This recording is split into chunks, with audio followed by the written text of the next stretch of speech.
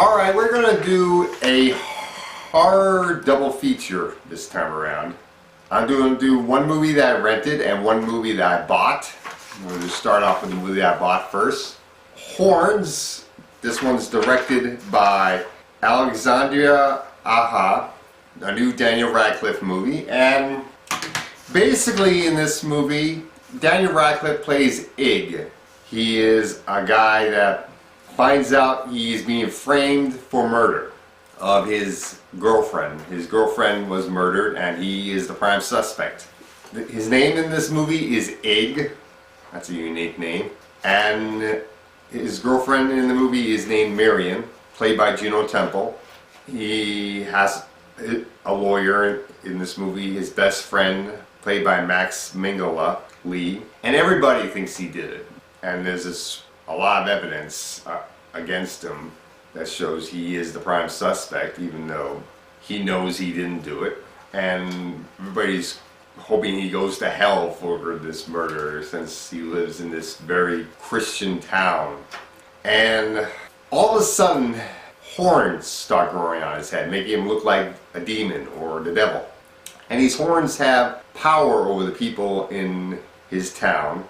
They start telling him their deepest desires or their darkest secrets, or he's able to actually control people with these horns and make them do things.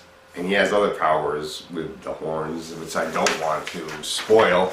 And it gets even more interesting when he grabs a pitchfork as well and to make him look more like the devil. And other things start to happen. And I liked this movie. I thought this movie was pretty good. This is probably one of my favorite performances by Daniel Radcliffe after Harry Potter.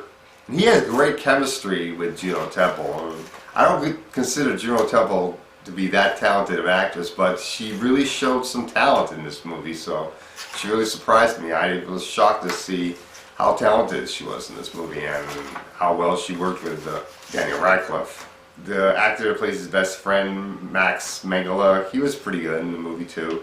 David Morse plays Marion's dad, the dad of Juno Temple's character, and he was pretty good in the movie too. Heather Graham has a cameo appearance in this movie and she was pretty good too. And this is just a pretty good movie. I did like this movie. I did like how the murder mystery was starting to work out. And even though it was getting late in the day when I was watching this movie, I couldn't turn away. I was that involved in the movie. I really wanted to finish it.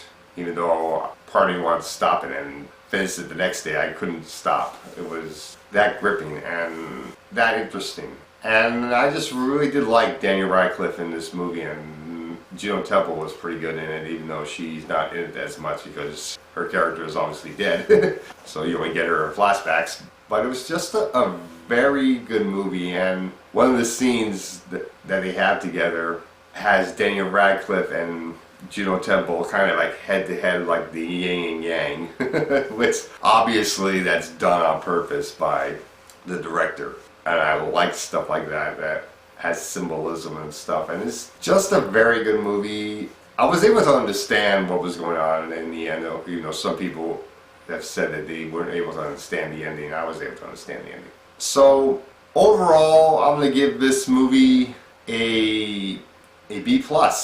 Yeah, I like this movie that much. I thought it was very good. Next up, we're going to go with another horror movie. Or actually, this is a thriller, because there's nothing supernatural about this particular movie.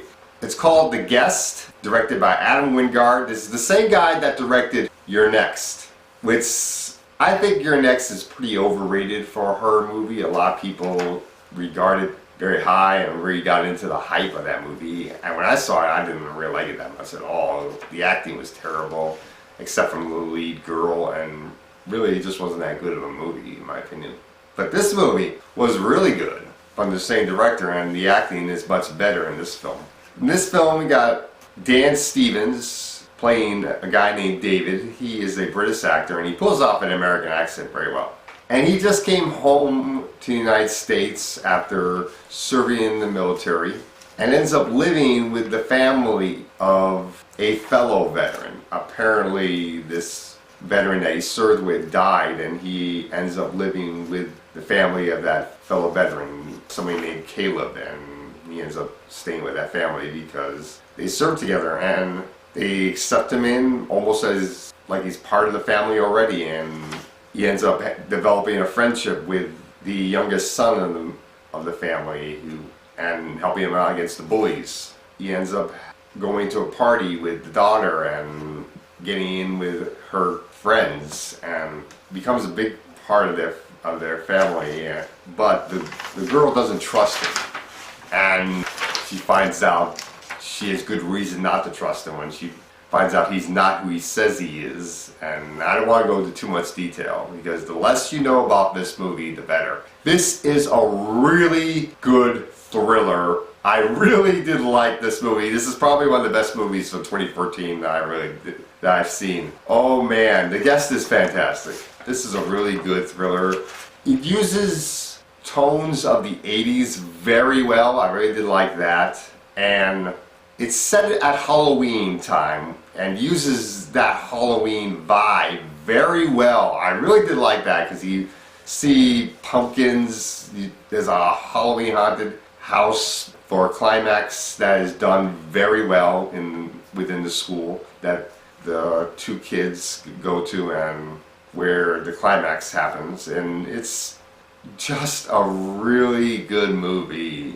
And it shows that you shouldn't trust strangers, even if the stranger is someone that says he served with your loved one in the military. Oh man, was this such a good movie. The suspense is so good. Dan Stevens does such a good job of playing a guy that's very charming and a guy that's very intimidating. He does both sides of the coin, good side and dark side, so darn well.